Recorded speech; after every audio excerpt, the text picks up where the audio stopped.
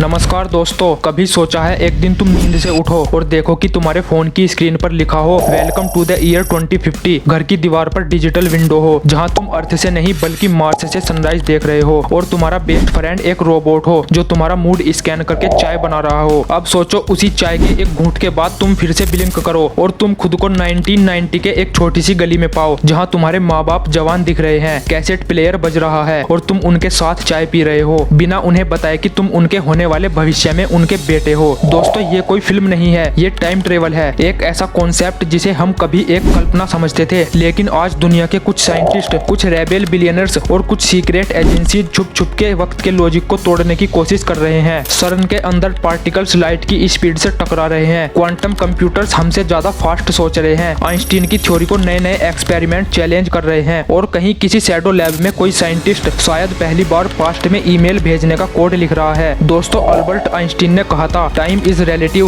और अब कुछ साइंटिस्ट कहते हैं टाइम इज हैकेबल, यानी समय को भी हैक किया जा सकता है। सोचो जरा, अगर तुम आने वाले कल को देख सको या बीते हुए लम्हों में वापस जा सको जहां जाके तुम अपने किसी एक गलत डिसीजन को बदल सको, तो तुम क्या करोगे? क्या तुम उसे रोकोगे जो तुमने खो दिया या उसे ढूंढोगे जो तुम बन नहीं पाए? दोस्तों, ये सिर्फ एक वीडियो नहीं है बल्कि ये एक सफर है, वो भी वक्त के अगेंस्ट। क्या 2050 तक इंसान वक्त की दीवार को तोड़ पाएगा? तो आज हम इस राज के पीछे छुपी हर थ्योरी और हर उस उम्मीद का पता लगाएंगे जो आज तुम सबके अंदर कहीं ना कहीं जाग चुकी है। दोस्तों, ये वीडियो एक कहानी है वक्त के रूल्स के खिलाफ एक रेबेलियन की। तो तैयार हो जाओ क्योंकि अब हम टाइम ट्रेवल की इस रहस्यमयी दुनिया में घुसने वाले हैं और शायद कभी वापस ना आए।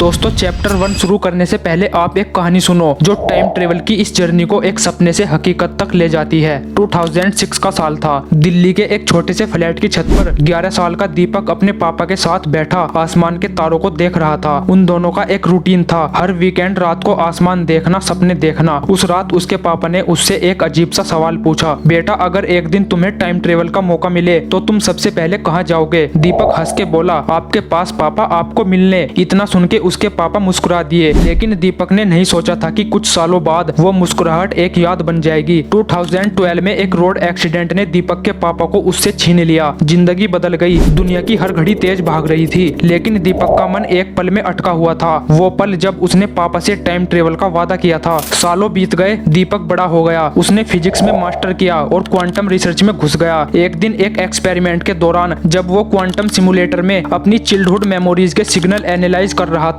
तब एक अजीब मोमेंट आया। उसने देखा एक पुरानी टेरेस, एक आसमान और एक आवाज जो कहती थी, बेटा अगर मौका मिले तो मुझसे मिलने जरूर आना। दीपक की आंखों में आंसू आ गए। दोस्तों, ये टाइम ट्रेवल नहीं था, पर उस पल ने उसे उसी टेरेस पर वापस ले जाकर खड़ा कर दिया था। शायद यादें भी एक तरह का टाइम ट्रेवल होती है, पर अगर एक दिन वो रियल मशीन बन गई तो दीपक जानता है उसका पहला स्टॉप कहाँ होगा। तो चलिए शुरू करते हैं इस रहस्यमय दुनिया का चैप्टर 1। दोस्तों, टाइम ट्रेवल एक ऐसा शब्द है जिसमें बचपन की इमेजिनेशन से लेकर नासा के रिसर्च लैब तक सब कुछ बंद है। आप एक बार अपनी आंख बंद करो और सोचो अगर तुम एक सेकंड में अपने आज से निकलकर किसी और वक्त में जा सको तो क्या होगा? क्या तुम सबसे पहले फ्यूचर देखते या पहले अपने पास्ट को बदलते? दोस्तों, साइंस के लिए टाइम एक बहती नदी की तरह है, एक धारा जो बस आगे बढ़ती रहती है। लेकिन कुछ साइंटिस्ट कहते हैं कि ये नदी सर्कुलर भी हो सकती है, जहाँ हम वापस किसी पुराने मोड़ तक जा सकते हैं। इसलिए टाइम एक इल्यूशन है और इल्यूशन को तोड़ना सिर्फ एक थ्योरी नहीं बल्कि अब एक मिशन बन चुका है। और यही सवाल साइंटिस्ट को एक नए रास्ते पर ले गया, जहां आइंस्टीन ने अपनी थ्योरी ऑफ रिलेटिविटी दी और दुनिया ने पहली बार जाना कि टाइम सबके लिए सेम नहीं होता। अगर तुम लाइट की स्पीड के करीब सफर करो तो तुम्हारा वक्त धीरे चलने लगता है, लेकिन जो लोग तुम्हारे साथ नहीं गए उनके लिए टाइम नॉर्मल स्पीड से ही आगे बढ़ता रहता है। इसका मतलब अगर तुम एक स्पेसशिप में जाओ जो लाइट की स्पीड से चलती है और 1 घंटा वहाँ बिताओ तो शायद तुम्हारे लिए वो सिर्फ 1 घंटा गुजरा हो, लेकिन अर्थ पर 10 साल बीत चुके हो। दोस्तों, ये कोई फिल्म नहीं है, ये टाइम डिलेशन का कॉन्सेप्ट है जिसे रियल एक्सपेरिमेंट में प्रूव किया जा चुका है। जीपीएस सैटेलाइट्स जो रोज हमारे फोन को लोकेशन बताते हैं, उनका भी टाइम हमसे थोड़ा डिफरेंट चलता है क्योंकि वो अर्थ के ऑर्बिट में होते हैं और हर सेकंड उनका टाइम थोड़ा सा स्लो हो जाता है। तो क्या सिर्फ लाइट की स्पीड ही टाइम को हैक कर सकती है या कोई और रास्ता भी है जो हमारे लिए पास्ट या फ्यूचर का दरवाजा खोल सकता है? तो चलिए कुछ पॉसिबिलिटीज को एक्सप्लोर करते हैं जो 2050 तक टाइम ट्रेवल को रियल बना सकती है। Number 1, warm holes and quantum physics.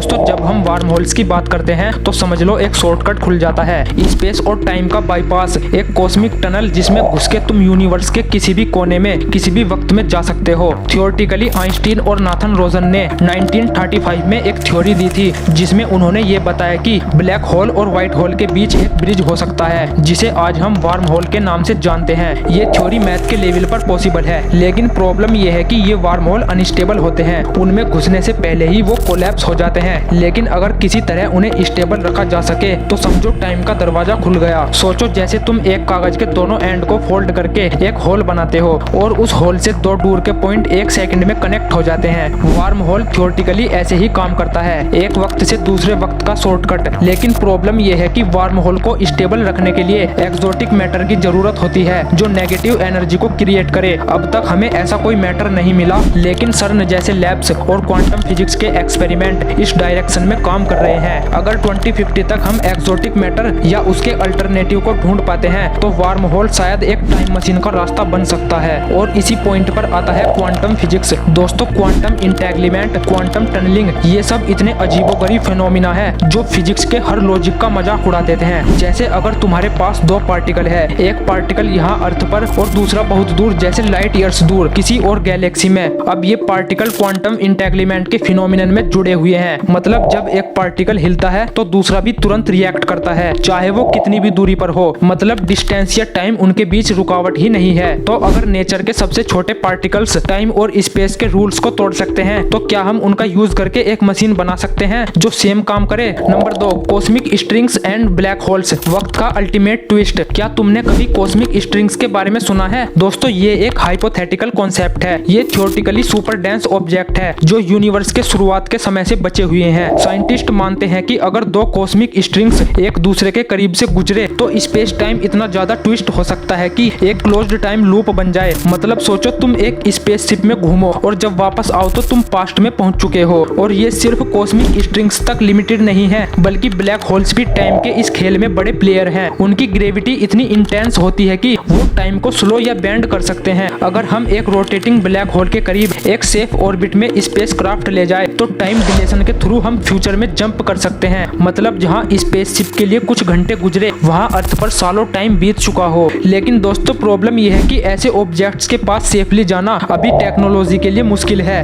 But space x, NASA and और भी कई space agencies advanced propulsion system पर काम कर रही है और हो सकता है 2050 तक हम ऐसे खतरनाक मिशंस के लिए रेडी हो जाए। नंबर 3, द ह्यूमन फैक्टर, क्या हम टाइम ट्रेवल के लिए तैयार है? दोस्तों साइंस अपनी जगह है, लेकिन एक बड़ा सवाल यह है कि क्या हम इंसान मेंटली, इमोशनली और एथिकली टाइम ट्रेवल के लिए तैयार है? सोचो अगर हम अपने पास्ट में जाके कोई एक छोटी सी बात बदलते, किसी से मिलना, किसी को बचाना या किसी डिसीजन को चेंज करना, तो शायद पूरा फ्यूचर ही बदल जाए। इसे कहते हैं बटरफ्लाई इफेक्ट, एक छोटी सी लहर जो कल को सुनामी भी बन सकती है। और अगर फ्यूचर से हम कोई एडवांस्ड टेक्नोलॉजी ले आए तो क्या सोसाइटी उस लेवल की टेक्नोलॉजी को एब्जॉर्ब कर पाएगी? दोस्तों टाइम ट्रेवल के साथ टाइम पैराडॉक्सेस भी आते हैं, जैसे ग्रैंडफादर पैराडॉक्स। अगर तुम पास्ट में जाके अपने दादाजी को रोक दो तो तुम पैदा ही नहीं होंगे, तो फिर तुम पास्ट में गए कैसे? दोस्तों ये पैराडॉक्सेस सिर्फ लॉजिक का जादू नहीं बल्कि साइंस के लिए ये अभी अनसॉल्व्ड पजल है। इसलिए हो सकता है कि 2050 तक टाइम ट्रेवल सिर्फ लैब एक्सपेरिमेंट तक ही लिमिटेड रहे, जहां साइंटिस्ट छोटी छोटी चीजों जैसे पार्टिकल्स या मैसेजेस को वक्त के दूसरे एंड पर भेजने की कोशिश करे। तो दोस्तों अब अगर हम सारी पॉसिबिलिटीज को देखें तो एक इम्पोर्टेंट सवाल सामने आता है, क्या 2050 तक टाइम ट्रेवल हमारे लिए पॉसिबल होगा? जवाब है शायद। दोस्तों साइंस उस मोड़ पर है जहां हमें लगता है कि वक्त के दरवाजे खुल सकते हैं, लेकिन उस दरवाजे का लॉक खोलने के लिए हमें और ब्रेक थ्रूज चाहिए। Warm holes, quantum mechanics, cosmic strings या कोई नई थ्योरी जो अभी हमें नहीं पता, ये सब मिलके शायद एक दिन टाइम ट्रेवल को रियलिटी बना दे। लेकिन दोस्तों एक बात याद रखना, टाइम ट्रेवल सिर्फ साइंस का सवाल नहीं है बल्कि ये एक फिलोसॉफिकल और इमोशनल जर्नी भी है। अगर तुम्हें मौका मिले अपने पास्ट को बदलने का या फ्यूचर को देखने का, तो क्या तुम उससे संभल पाओगे? क्या तुम उस मोमेंट को जी पाओगे जहां तुम अपने दिल के करीब किसी को फिर से देख सको या उस गलती को सुधार सको जो तुम्हें आज भी सताती है? दोस्तों 2050 तक हो सकता है कि हम एक मशीन बना ले जो टाइम के रूल्स को तोड़े, या शायद हम सिर्फ इतना सीख ले कि वक्त को समझना ही असली टाइम ट्रेवल है। जो भी हो ये सफर बोरिंग नहीं होगा, तो अपना सीट बेल्ट बांध लो क्योंकि वक्त का रोलर कोस्टर अभी शुरू ही हुआ है। ऐसे ही डीप और अनएक्सपेक्टेड आइडियाज के लिए मिलते हैं अगले वीडियो में। तब तक के लिए नमस्कार और चैनल को सब्सक्राइब करना मत भूलना।